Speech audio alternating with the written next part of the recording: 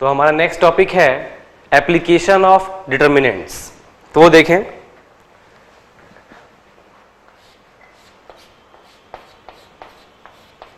Application of determinant. इसमें आता है Cramer's rule.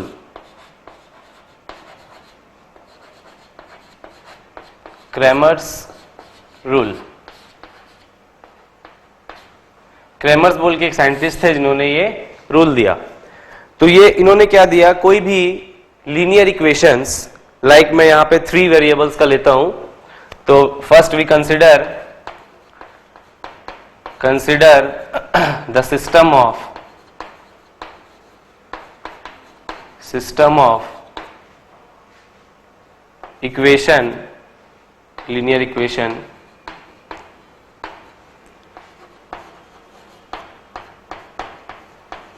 of 3 variables like a1x plus b1y plus c1z is equals to d1।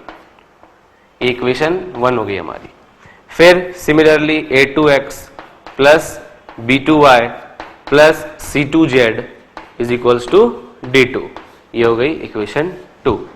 फिर एक ले लेता हूं a3x plus b3y plus c3z is equals to d3।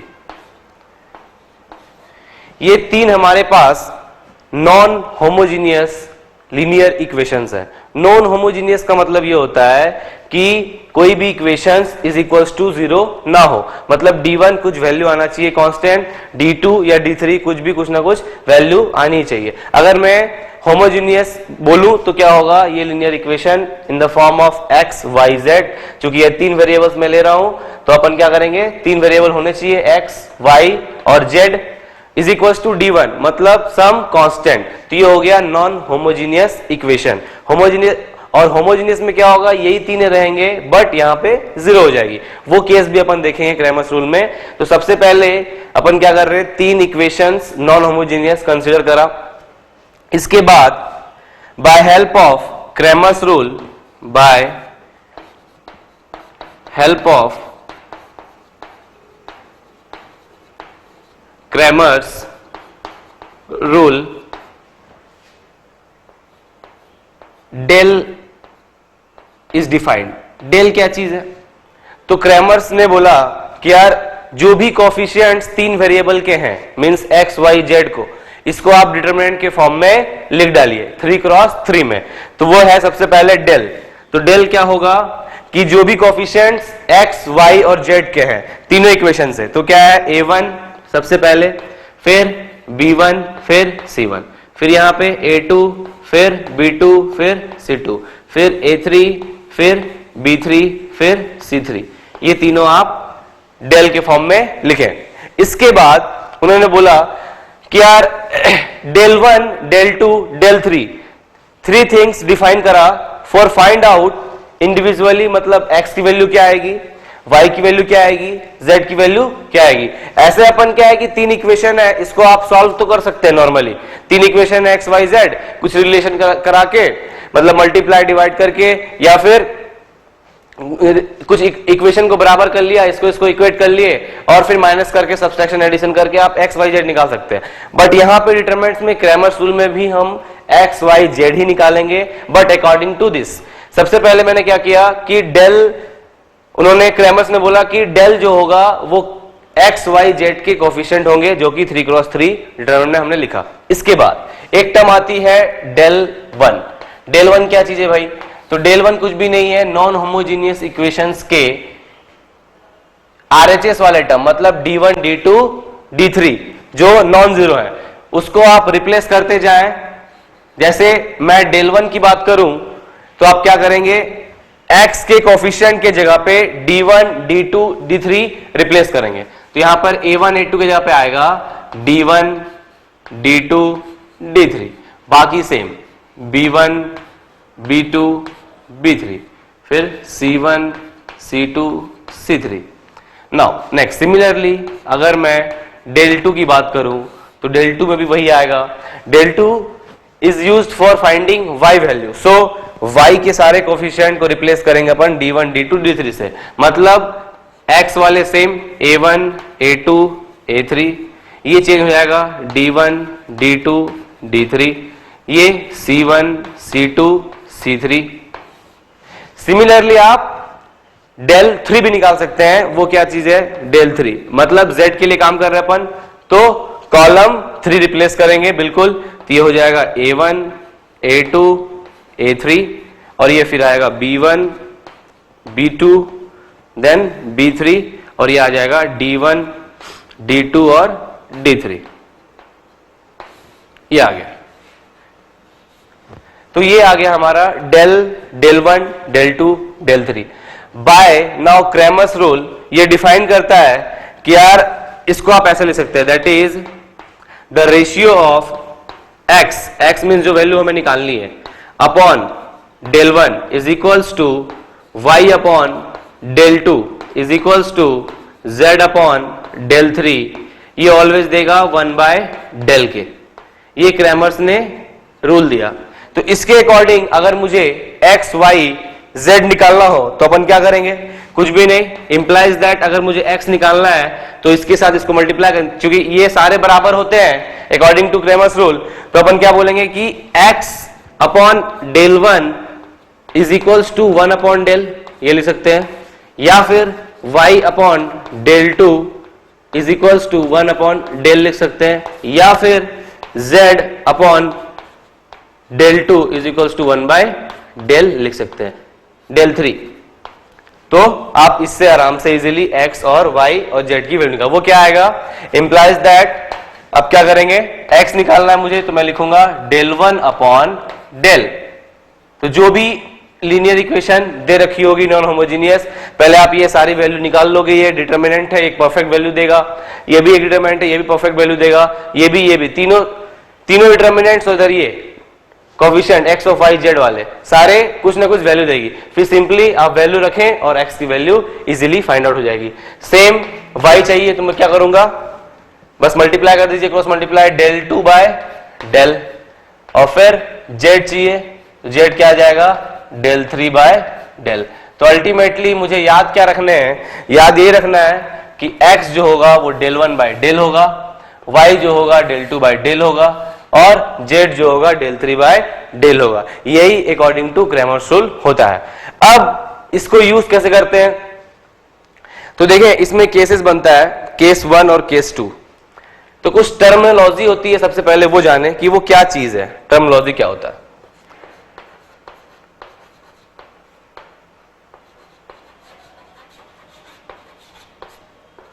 जो कि इसमें ज्यादातर यूज होते हैं. ये टर्मिनोलॉजी ज्यादातर अपन यूज करते हैं. सबसे पहले आता है, सबसे पहला टर्मिनोलॉजी आता है इसमें कंसिस्टेंट. इसको कंसिस्टेंसी भी बोलते हैं कभी कभी.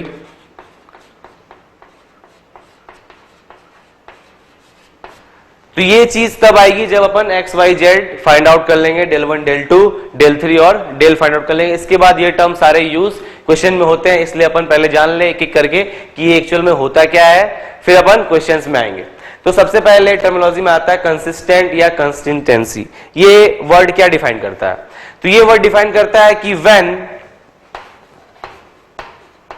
Solution exist, when solution exists either unique or infinite.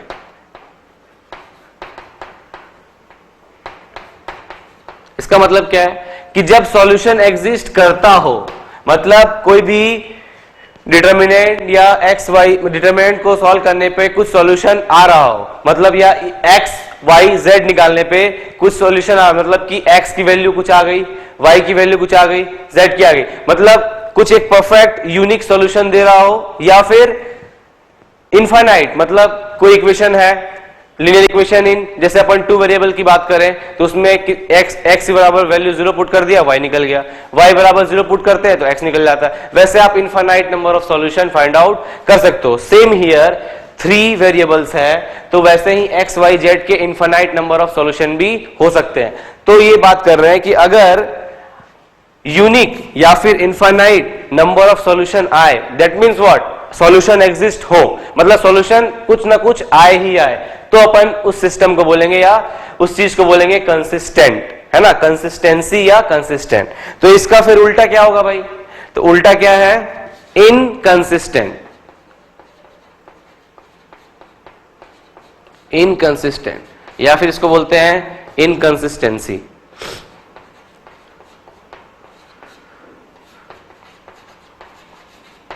Inconsistency ये क्या होगा, तो सिंपल पूरा उल्टा, जब सॉल्यूशन एग्जिस्ट ही ना करे, कुछ भी सॉल्यूशन आए ही नहीं, तो अपन क्या लिखेंगे कि when solution does not exist, does not exist, है ना, सॉल्यूशन एग्जिस्ट करे ही नहीं, तो क्या बोलेंगे उस चीज को इनकंसिस्टेंट या इनकंसिस्टेंसी। तो ये दो टर्मोलॉजी ज्यादातर अपन इसमें यूज करेंगे। इसके बाद दो टर्मोलॉजी और भी यूज होती है, वो अपन बाद में देखेंगे, यहां तक पहले कॉपी करिए फिर अपन बताते हैं कैसे क्या यूज करना है। तो यहां तक किसी को डाउट, चलिए कॉपी करिए। नेक्स्ट इसके बाद देखते हैं कि यार डेल फाइंड करने के क्या तरीके हैं। तो सबसे पहले फाइंड डेल, कब अपन इनफाइनाइट सॉल्यूशन बोलेंगे, कब अपन यूनिक सॉल्यूशन बोलेंगे, या कब अपन नो सॉल्यूशन बोलेंगे, ये कब अपन फाइंड आउट कर पाएंगे, जब 3 लीनियर इक्वेशन नॉन होमोजेनियस दे रखे हो, मतलब 3 नॉन होमोजेनियस लीनियर इक्वेशन दे रखे हो, तो बाय क्रैमर्स रूल आप कब उसको इनफाइनाइट सॉल्यूशन बोलेंगे कि यार ये इनफाइनाइट सॉल्यूशन देगा, चाहे यूनिक सॉल्यूशन देगा, या क्वेश्चन में ऐसा दिया रहे कि देयर इज इनफाइनाइट सॉल्यूशन, तो कंडीशन क्या लगानी पड़ेगी, डेल बराबर 0 करना पड़ेगा, वेदर नहीं करना पड़ेगा, ये चीज अपन देखेंगे। तो ये बाय एक सीरीज ऐसा देखें आप कि फाइंड डेल, डेल ही मेजर फैक्टर है।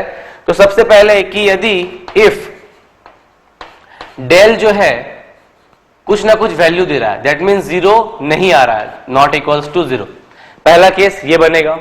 दूसरा case if del is equals to 0, है ना, जब 0 दे और डेल जब 0 ना दे, तो क्या क्या केस बनेंगे, तो जब कभी भी 0 नहीं देगा, दैट मीन्स 2, -2, -3 कुछ ना कुछ वैल्यू वो दे देगा रियल नंबर, तो क्या आएगा, तो इसमें सिंपली जब del is not equals to 0 तो आप कंक्लूड करेंगे कि ये यूनिक सॉल्यूशन देगा, यूनिक सॉल्यूशन इसके आएंगे, जो 3 सिस्टम ऑफ लीनियर इक्वेशन दे रखे होंगे उसके यूनिक सॉल्यूशन आएंगे ही आएंगे, मींस सॉल्यूशन एग्जिस्ट करेगा ही करेगा, तो बोलेंगे अपन कंसिस्टेंसी प्रॉपर्टी होगी, कंसिस्टेंट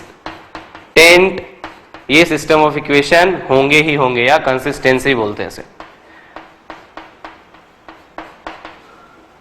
है ना, बिकॉज अपन लिख सकते हैं कि x की वैल्यू आप फाइंड आउट कर सकते हो, वो क्या आएगा भाई, x की वैल्यू del 1 अपॉन डेल, फिर y की वैल्यू del 2 अपॉन डेल, और फिर z की वैल्यू del 3 अपॉन डेल, ये आएगी। मतलब यही है कि कभी भी डिटर्मिनेंट मतलब डेल की वैल्यू, डेल क्या था, coefficient of 3 variables x y z, तो अब क्या हो रहा है कि तीनों को अपन डिटर्मिनेंट में लिखे और इक्वल्स टू 0 करा, तो वो देखे कि 0 के इक्वल नहीं आ रहा, मतलब वो डिटर्मिनेंट कोफिशिएंट सॉल्व करने पे सारे 0 नहीं दे रहे हैं, तो यूनिक सॉल्यूशन देगा।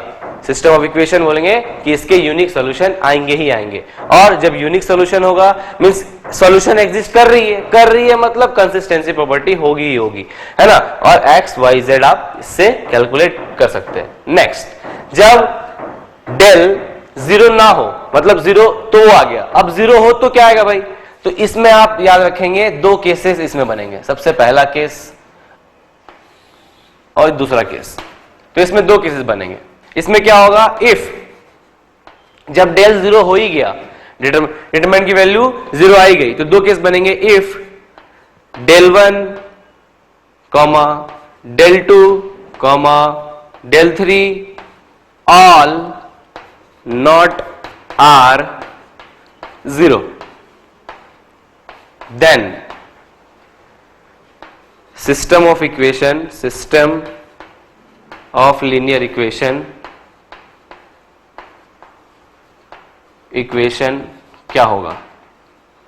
सिस्टम ऑफ लीनियर इक्वेशन जब तीनों जीरो ना, मतलब कोई ना कोई एक वैल्यू दे ही, del 1 भी, del 2, del 3 तीनों not all not are zero, मतलब कोई ना कोई एक दो इक्वल जीरो हो सकता है, मतलब कोई ना कोई एक एग्जिस्ट करता हो, मतलब del 1 की कुछ वैल्यू आ गई, del 2 del 3 जीरो हो गया, या del 3 की वैल्यू आ गई, del 1 del 2, मतलब कुछ ना कुछ, या फिर दो हो गया एक नहीं, मतलब कोई ना कोई एक जीरो नहीं होना चाहिए। तो उस टाइम उस केस में क्या आएगा, सॉल्यूशन वेदर एग्जिस्ट करेगा या नहीं करेगा। तो इस केस में क्या होता है, नो सॉल्यूशन, कोई भी सॉल्यूशन नहीं आते हैं।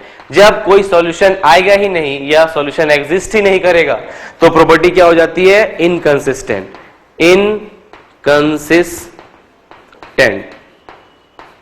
या फिर बोल सकते हैं आप इनकंसिस्टेंसी, या फिर नो सॉल्यूशन, जब इसमें से कोई भी एक जीरो ना हो। अब सेकंड केस बनता है कि जब डिटरमिनेंट जीरो हो रहे हो और साथ ही साथ if del 1 is equals to del 2 is equals to del 3, ये तीनों जीरो हो रहे हो, देन सिस्टम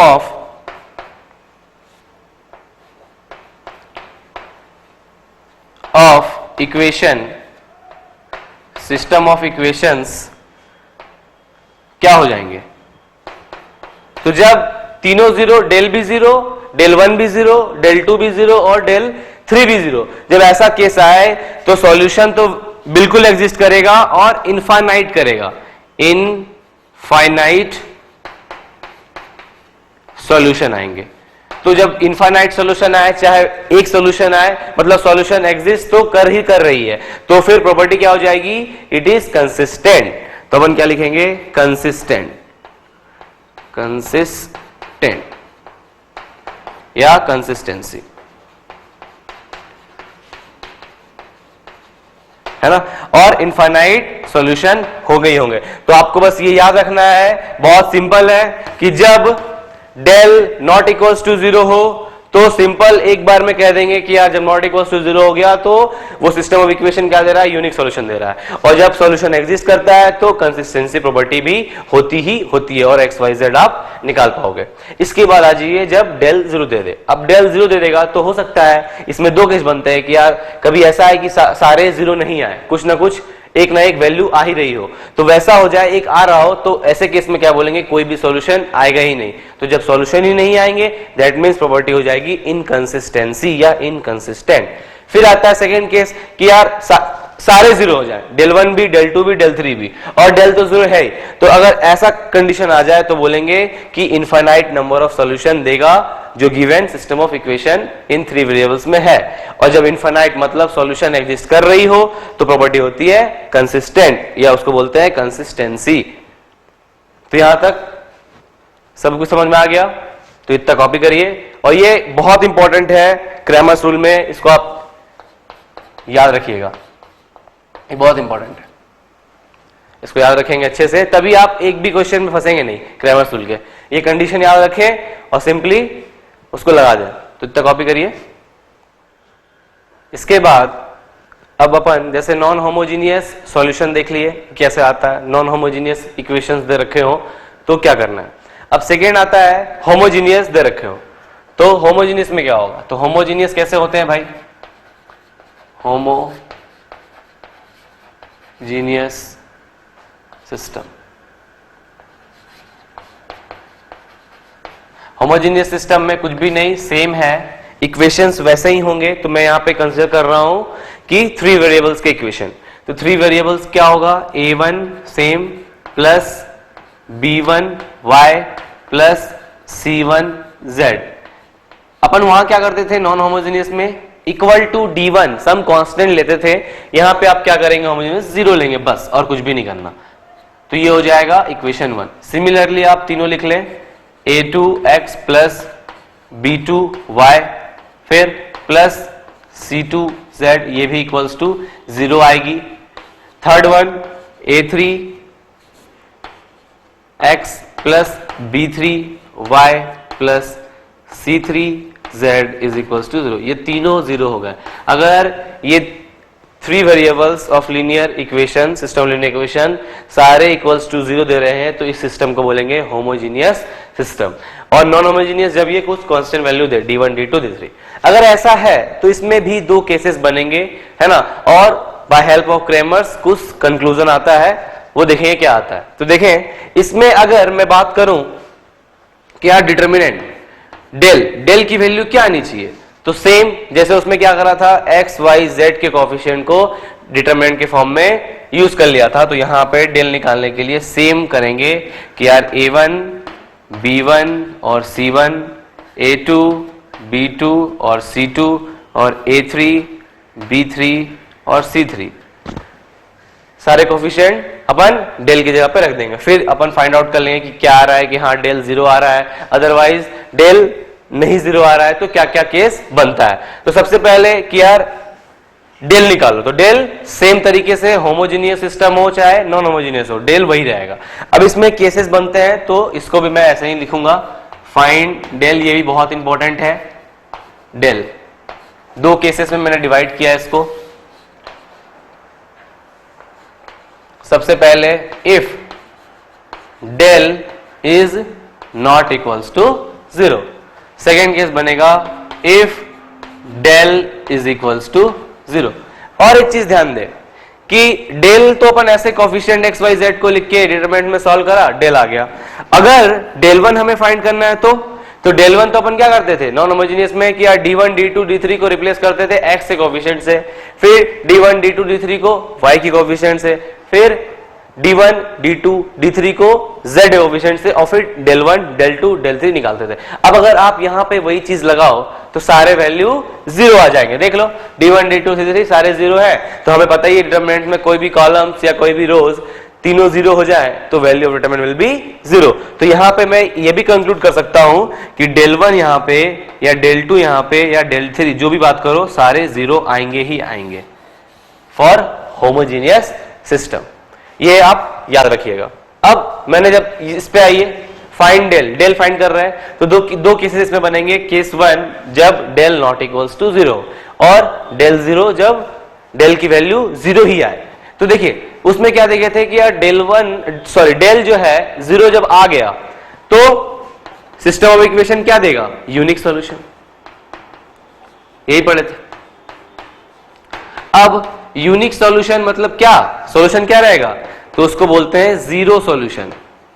जीरो सॉल्यूशन ये कैसे आएगा सर, आप ये कैसे बोल दिए जीरो सॉल्यूशन, तो देखें क्या होगा कि जीरो सॉल्यूशन कैसे आया। अब आप सोचो कि यार ये डेल नॉट इक्वल्स टू 0 मतलब some value, it will give some value, और आप जब डेल 1 डेल 2 डेल 3 निकाल रहे हो तो हमें क्या पता है, x is equals to del 1 by Cramer's rule, x is equals to del 1 by del means 0 upon something, फिर 0 अपॉन डेल 2 0 बाय समथिंग, फिर 0 अपॉन समथिंग, मतलब x y z सारे क्या आ रहे हैं 0 आ रहे हैं। तो अपन क्या बोलेंगे, जीरो सॉल्यूशन, मतलब सॉल्यूशन तो आएगा, सिर्फ जीरो सॉल्यूशन आएगा, और इसलिए उसको अपन यूनिक सॉल्यूशन बोलते हैं कि यार ये 0 आ रहा है, वो अपने आप में एक यूनिक सॉल्यूशन है, इसलिए ये यूनिक सॉल्यूशन ही आएगा। मतलब जब डेल नॉट इक्वल टू 0 हो तो only zero solution can be possible, मतलब can exist only zero solution.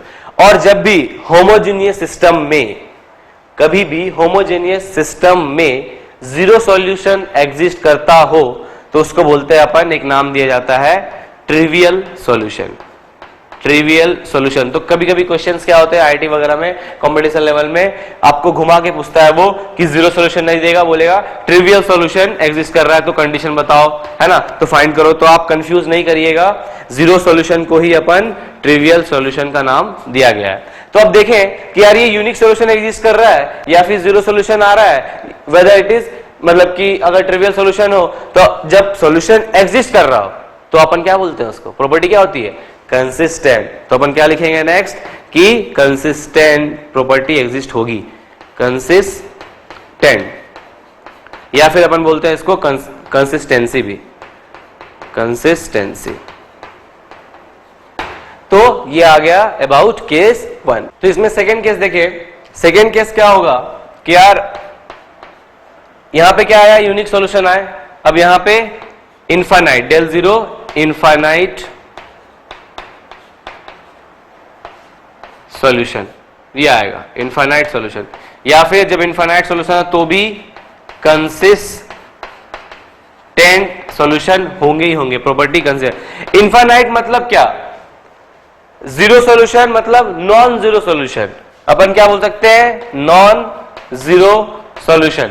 Non zero मतलब जीरो हो ही ना, मतलब कुछ ना कुछ आए ही आए, तो नॉन जीरो सॉल्यूशन भी इसको कई बार बोलते हैं। तो क्वेश्चन में पूछ सकता है वो कि नॉन जीरो सॉल्यूशन है कंडीशन, तो क्या आएगा। तो जैसे जब जीरो सॉल्यूशन एग्जिस्ट करता है तो एक नया टर्म मैंने बताया था, ट्रिवियल सॉल्यूशन से बोलते हैं। सिमिलरली अगर नॉन जीरो सॉल्यूशन एग्जिस्ट करता हो तो आप क्या बोलेंगे उसको, non trivial solution, non trivial solution, ये हो गई। तो आप याद रखिए, कभी भी नॉन ट्रिवियल की क्वेश्चन में बातें कर रहा हो, क्वेश्चन पूछ रहा हो कि यार ये नॉन ट्रिवियल कंडीशन है, तो आप क्या करें कि del is equals to zero easily put करें और जो भी फाइंड आउट करने बोला जाए आप निकाल सकते हैं। तो अपन क्या बोलेंगे कि यार नॉन जीरो सॉल्यूशन एग्जिस्ट करता है when del equals to zero है, या फिर it is a condition of non trivial solution. Similarly आप ये भी लास्ट में फाइनली प्रॉपर्टी बोलेंगे कि यार ये कंसिस्टेंट प्रॉपर्टी होगा ही होगा, कंसिस्टेंट, है ना, या फिर कंसिस्टेंसी। तो ये क्रैमर्स रूल, ये सारे बातें क्रैमर्स रूल बोलता है। वो दो चीज के लिए डिफाइन किया, पहला जब system of linear equation in three variables जो नॉन होमोजेनियस सिस्टम है। नॉन होमोजेनियस मतलब सारे equation x y z d1 d2 d3 से इक्वल हो, मतलब कुछ ना कुछ वैल्यू उसकी हो, कांस्टेंट वैल्यू। तो कैसे करेंगे, तो वो मैंने पहले दिखाया कि क्या होगा। सबसे पहले डेल निकालो, x y z के कोएफिशिएंट को डिटरमिनेंट में सॉल्व करिए, उसकी वैल्यू निकालिए। उससे आप x y z find out कर सकते हो जब आप सारे d1 d2 को एक एक कॉलम में रिप्लेस करते जाओ। तो आप x is equals to del one by del करके निकाल सकते हैं, y is equals to del two by del करके निकाल सकते हैं, z equals to del three by del करके निकाल सकते हैं। सेकेंड केस, उसमें भी मैंने केसेस बताए थे कि यार जब वो नॉट इक्वल्स टू जीरो हो तो क्या होगा, और डेल इक्वल्स टू जीरो हो तो क्या होगा। उसमें क्या था, not equals to zero directly unique solution, और जब डेल इक्वल्स टू जीरो आए तो दो कंडीशन आती है कि del one del two del three सभी जीरो हो जाए तो इनफाइनाइट, है ना, और कोई ना कोई कुछ वैल्यू दे दे तो नो सॉल्यूशन, बस यही है। अब आता है होमोजीनियस सिस्टम। होमोजीनियस में बस इक्वल्स टू जीरो कर देंगे इक्वेशन को, है ना। सिमिलरली डेल निकालिएगा, कुछ ना कुछ तो आएगा ही आएगा, जीरो भी आ सकता है, नॉन जीरो भी आ सकता है, but del one del two del three हमेशा क्या आएगा, जीरो ही आएगा, ये तो कंफर्म है।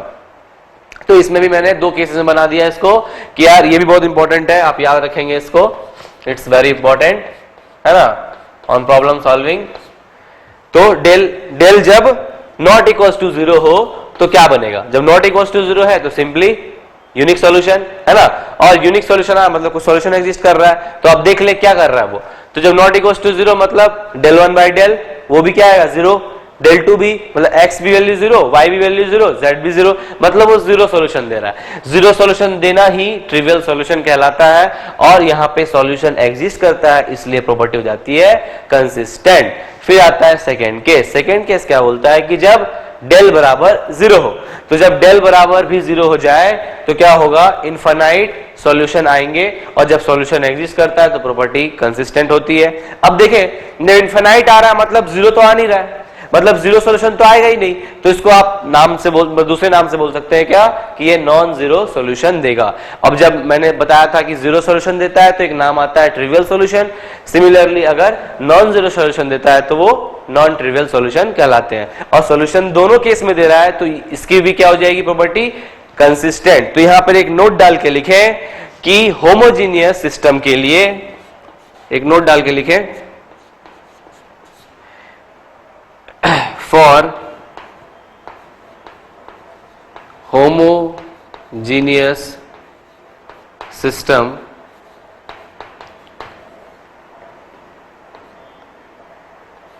The solution always consistent.